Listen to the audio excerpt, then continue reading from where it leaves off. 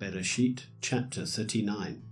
And Yosef had been taken down to Mitzrayim, and Potiphar, an officer of Pharaoh, captain of the guard, a Mitzraim, bought him from the Ishmaelites who had taken him down there.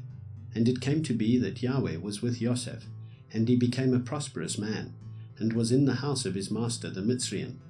And his master saw that Yahweh was with him, and that Yahweh made all he did to prosper in his hand. So Yosef found favor in his eyes, and served him, and he appointed him over his house, and gave into his hand all that he had. And it came to be, from the time that he appointed him over his house and all that he had, that Yahweh blessed the Mitzraim's house for Yosef's sake. And the blessing of Yahweh was on all that he had in the house and in the field. And he left in Yosef's hand all that he had, and he did not know what he had except for the bread which he ate. And Yosef was handsome in form and handsome in appearance. And after these events, it came to be that his master's wife lifted up her eyes to Yosef and said, "Lie with me." But he refused, and said to his master's wife, "Look, my master does not know what is with me in the house, and he has given into my hand all that he has. No one is greater in this house than I, and he has not withheld whatever from me but you, because you are his wife. And how shall I do this great evil and sin against Elohim?" And it came to be, as she spoke to Yosef day by day, that he did not listen to her, to lie with her, to be with her.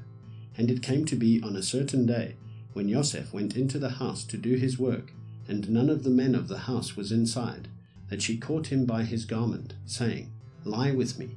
But he left his garment in her hand, and fled and ran outside. And it came to be, when she saw that he had left his garment in her hand, and fled outside, that she called to the men of her house, and spoke to them, saying, "See, he has brought into us a Hebrew to mock us. He came in to me to lie with me, and I cried out with a loud voice. And it came to be, when he heard that I lifted my voice and cried out, that he left his garment with me, and fled, and went outside. And she kept his garment with her until his master came home. And she spoke to him these same words, saying, "The Hebrew servant whom you brought to us came in to me to mock me. So it came to be, as I lifted my voice and cried out, that he left his garment with me and fled outside." And it came to be, when his master heard the words which his wife spoke to him, saying, "Your servant did to me according to these words," that his displeasure burned. Then Yosef's master took him and put him into the prison, a place where the sovereign's prisoners were confined, and he was there in the prison. But Yahweh was with Yosef, and extended loving commitment to him, and he gave him favor in the eyes of the prison warden. And the prison warden gave into the hand of Yosef all the prisoners who were in the prison, and whatever was done there was his doing.